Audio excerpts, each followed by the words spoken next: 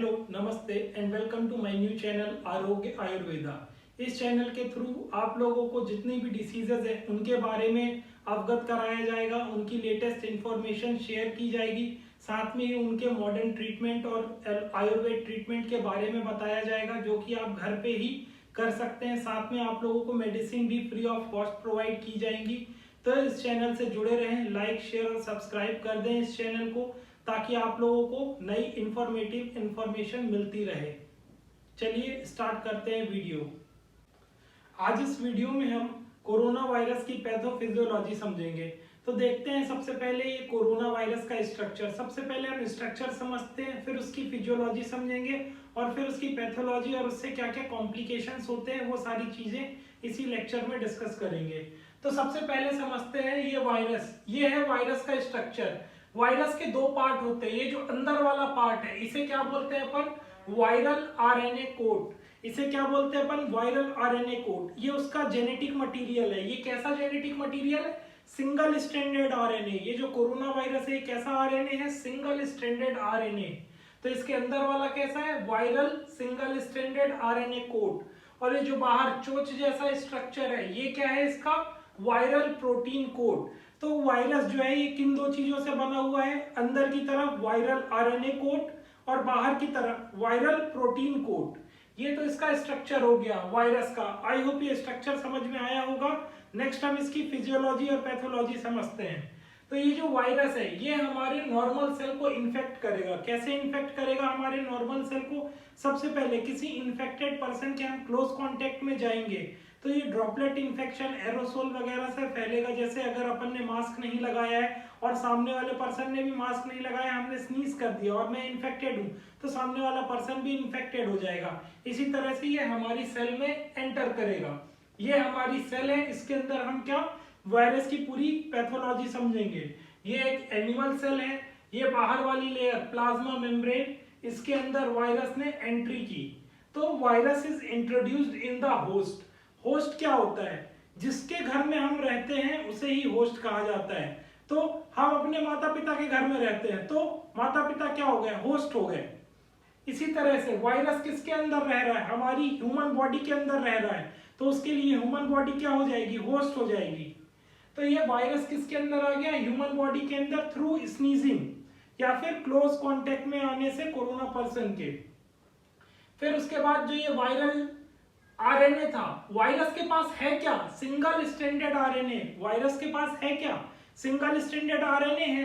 अब ये आरएनए तो कुछ अकेला कर नहीं सकता है।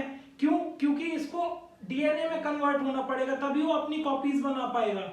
आरएनए का काम क्या होता है? मैसेंजर का, ना कि कॉपीज बनाने का। वो कॉपीज बनाने का काम किसका है? डीएनए का। तो यहाँ पे एक बॉडी में एंजाइम प्रेजेंट होती है। कौन से? Reverse transcriptase. तो उसका नाम ही है एंजाइम का क्या? रिवर्स। जो भी है रिवर्स गियर। गाड़ी में अपन रिवर्स गियर लगाते पीछे चला जाता है, सेम उसी तरह से वायरस में रिवर्स ट्रांसक्रिप्टेज एंजाइम से क्या हो जाएगा? जो आरएनए था वो किस में चेंज हो जाएगा? डीएनए में। तो आरएनए किस में चेंज हो जाएगा? वायरल आरएनए किस में चेंज हो जाएगा? वायरल डीएनए में।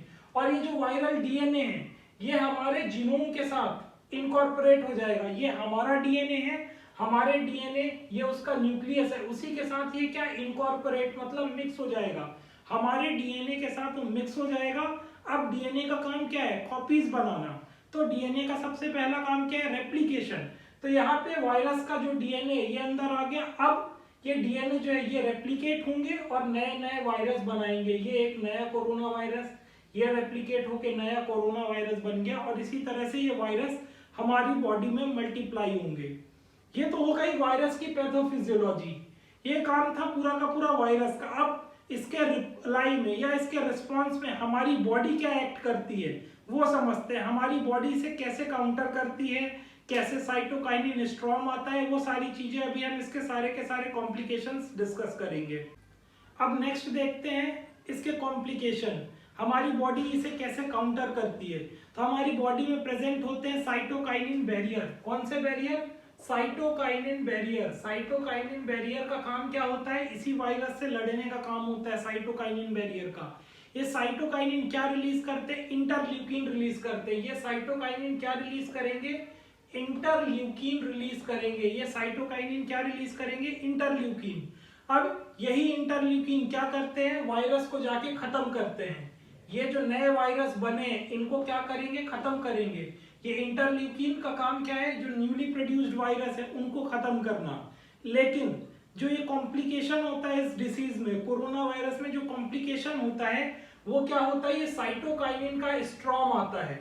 क्या आता है, साइटोकाइनिन स्ट्रॉम। स्ट्रॉम का मतलब क्या होता है, आंधी।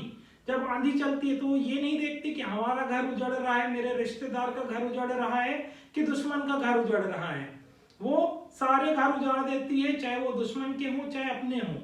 तो उसी तरह से ये साइटोकाइनिन का स्ट्रॉम आता है। जब ये साइटोकाइनिन का स्ट्रॉम आता है तो क्या होता है, ये इंटरल्यूकिन 6 भी बढ़ जाते हैं। इंटरल्यूकिन 6 अब बढ़ गए हैं। अब वायरस को मार दिया इंटरल्यूकिन 6 ने। इंटरल्यूकिन 6 ने क्या किया, पहले तो वायरस को मार दिया, लेकिन अब बढ़े हुए इनके नंबर। तो ये आंधी चल रही है, आंधी ने वायरस को तो खत्म कर दिया, लेकिन अभी आंधी चल ही रही है तो वो हमारे लंग्स के सेल को भी खत्म करेगी। लंग्स के जो सेल हैं उसकी एल्वियोलाई को नष्ट कर देगी। तो वो क्या होगा फिर, एल्वियोलाइज जब नष्ट हो जाएंगे तो जो ऑक्सीजन सैचुरेशन है बॉडी का, ऑक्सीजन सैचुरेशन ऑटोमेटिकली डाउन होगा। SpO2 जो है वो डिक्रीज होगा। किसके कारण, साइटोकाइनिन स्ट्रॉम के कारण। ये साइटोकाइनिन स्ट्रॉम हमारी बॉडी में वायरस के कारण आता है। वायरस को खत्म करने के लिए इंटरल्यूकिन 6 निकलते हैं। ये इंटरल्यूकिन 6 वायरस को तो खत्म करते ही हैं, साथ में हमारे बॉडी के लंग्स को भी इन्फेक्ट करते हैं, उसकी एल्वियोलाई को पूरा का पूरा डिस्ट्रॉय कर देते हैं, जिससे कि सैचुरेशन ड्रास्टिकली फॉल होता है। और ये बहुत ही फेटल सिचुएशन है, इसको अगर काउंटर नहीं किया गया तो इंसान की डेथ हो सकती है। अब समझते हैं इसको काउंटर कैसे किया जाता है। यहाँ पे साइटोकाइनिन स्ट्रॉम ये क्या है, हमारी इम्यूनिटी का पार्ट है। जो ये साइटोकाइनिन स्ट्रॉम है ये क्या है, हमारी इम्यूनिटी का पार्ट है। तो अभी हमारी इम्यूनिटी कैसी है, हाइपर एक्टिव है। हमारी इम्यूनिटी अभी कैसी है, हाइपर एक्टिव, फुल फोर्स से चल रही है। तूफान आया हुआ है हमारे बॉडी के अंदर, स्ट्रॉम चल रहा है इम्यूनिटी का स्ट्रॉम। तो उसके लिए क्या करेंगे, इम्यूनोसप्रेसेंट देंगे। इम्यूनोसप्रेसेंट देंगे, उससे क्या होगा, ये जो स्ट्रॉम आया ये कम हो जाएगा। फॉर एग्जांपल इन्फ्लेक्सिमैब, ये सारे क्या करते हैं, जो ये साइटोकाइनिन स्ट्रॉम आए इसे काउंटर करते हैं, हमारी इम्यूनिटी को सप्रेस कर देते हैं। जो स्टेरॉइड वगैरह हैं ये क्या करते हैं, हमारी इम्यूनिटी को सप्रेस कर देते हैं, जिससे साइटोकाइनिन स्ट्रॉम खत्म हो जाता है और हमारा सैचुरेशन वापस से इंक्रीज होना स्टार्ट हो जाता है। नेक्स्ट समझते हैं, ये जो साइटोकाइनिन स्ट्रॉम आया है इसमें हमने स्टेरॉइड दिया। अब ये स्टेरॉइड के साइड इफेक्ट्स वगैरह भी समझते हैं कि ये जो स्टेरॉइड्स दिए गए इसके क्या साइड इफेक्ट होंगे। अब नेक्स्ट हम देखते हैं स्टेरॉइड के साइड इफेक्ट्स। तो स्टेरॉइड का सबसे पहला फंक्शन क्या है, वो हमारी इम्यूनिटी को सप्रेस कर देता है। हमारी इम्यूनिटी को सप्रेस कर देगा तो जो अदर डिसीजेज है like mucormycosis, yellow fungus, black fungus, ये जो सारे नए नए फंगस आए हैं ये हमारी बॉडी अपने आप ही हटा देती थी, इनसे अपने आप ही जंग लड़ लेती थी। लेकिन अभी क्या हो गया, इम्यूनिटी कम हो गई है।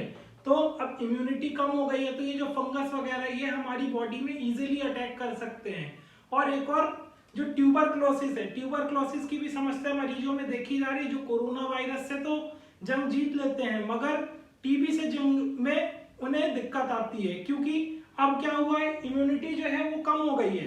तो जो ये ट्यूबरक्लोसिस जैसे इन्फेक्शन है ये भी हमारी बॉडी को अटैक करते हैं और ये सारी डिसीजेस होने के चांसेस भी होते हैं हमें। ये स्टेरॉइड्स के साइड इफेक्ट है। दूसरा साइड इफेक्ट क्या है, इंक्रीज द शुगर लेवल। तो हमारी बॉडी में शुगर, जो रैंडम शुगर होता है उसे भी ये बॉडी में बढ़ा देते हैं। ये सारे स्टेरॉइड के साइड इफेक्ट्स हैं। नेक्स्ट हम समझते हैं कि ये जो क्लॉट वगैरह बन जाते हैं हमारे बॉडी में, जो कोरोना वायरस के कारण जो ये हार्ट अटैक वगैरह आ रहे हैं ये क्यों आते हैं, हार्ट अटैक, जो ब्रेन हेमरेज वगैरह हो रहे हैं ये क्यों होते हैं, समझते हैं। इस कोरोना वायरस के कारण एक और कॉम्प्लिकेशन होता है, वो है डिडाइमर का बढ़ना। किसका बढ़ना, डिडाइमर का इंक्रीज हो जाना हमारी बॉडी में। किसका, डिडाइमर का इंक्रीज होना। ये डिडाइमर के इंक्रीज होना ये शो करता है कि जो हमारा खून है ये गाढ़ा होते जा रहा है। खून के गाढ़े होने से जो पतली पतली जो वेसल्स हैं वो सारी वेसल्स, कैपिलरीज जो है वो ब्लॉक हो जाती हैं। और अगर यही ब्लॉक हार्ट में हो गया या ब्रेन में हो गया तो ये बहुत ही ज्यादा फेटल हो जाते हैं। अगर ये हमारे हार्ट या ब्रेन में हो गया जहाँ पे जो कैपिलरीज होती है बहुत छोटी होती है, वहां पे खून के गाढ़े थक्के जम गए तो वो बहुत ही ज्यादा फेटल कंडीशन है, उसमें तुरंत ही जान चली जाती है। ये किस कारण से होता है? डी डाइमर के बढ़ने से। डी डाइमर का बढ़ना क्या शो करता है कि हमारे ब्लड में जो खून है वो गाढ़ा होते जा रहा है। तो हमें इसमें कैसी मेडिसिन देनी चाहिए?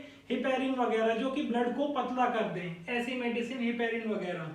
ये है हार्ट अटैक और ब्रेन हेमरेज का कारण। उसके बाद नेक्स्ट जो जांचें करवाते हैं हम कोरोना वायरस में वो है सीआरपी। सीआरपी ये भी हमें कोरोना वायरस के पेशेंट्स में बढ़ा हुआ मिलता है। ये एक ट्रेंड चल रहा है कि सारे पेशेंट्स में हमें सीआरपी बढ़ा हुआ मिलेगा। सीआरपी किस चीज को रिप्रेजेंट करता है? ये एक तरह से इन्फ्लेमेशन या इन्फेक्शन को रिप्रेजेंट करता है।